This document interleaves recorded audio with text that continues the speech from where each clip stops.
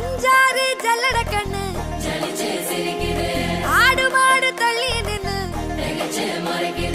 கோலக்காட்டு பொம்மை எல்லாம் தோக்கா திரியுது. தொக்கா போட்ட அக்கா பார்த்து காக்கா மிரளுது.